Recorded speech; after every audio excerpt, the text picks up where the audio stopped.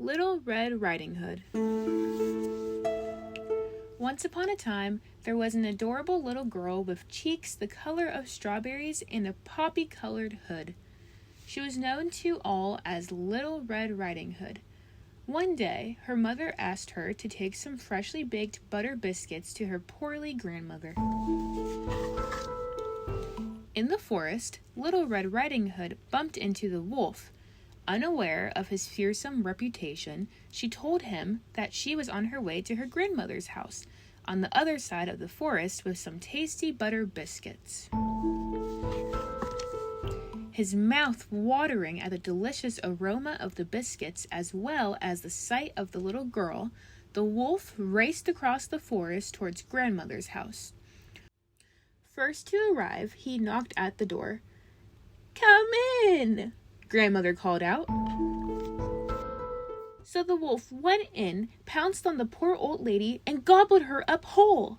Then he slid beneath her bed covers and lay in wait for Little Red Riding Hood. The little girl took her time in getting there, contentedly watching butterflies and picking daisies. When she finally arrived, she knocked at the door.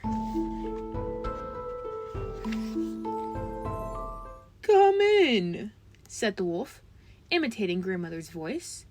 Little Red Riding Hood entered the house and went over to the bed. Scrunching up her eyes, she said, "Oh, grandmother, what big ears you have!"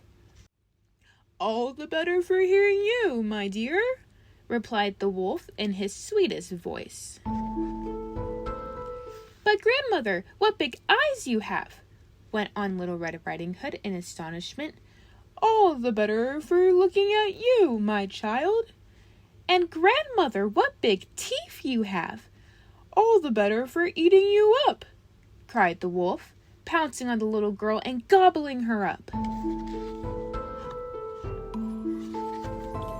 A passing woodcutter had heard the wolf's voice and raced in to give him a good beating. In fact, he hit him so hard that out popped grandmother and Little Red Riding Hood, landing softly on the bed. The wolf didn't hang about. Little Red Riding Hood and her grandmother shared their delicious butter biscuits with the hero who had saved them.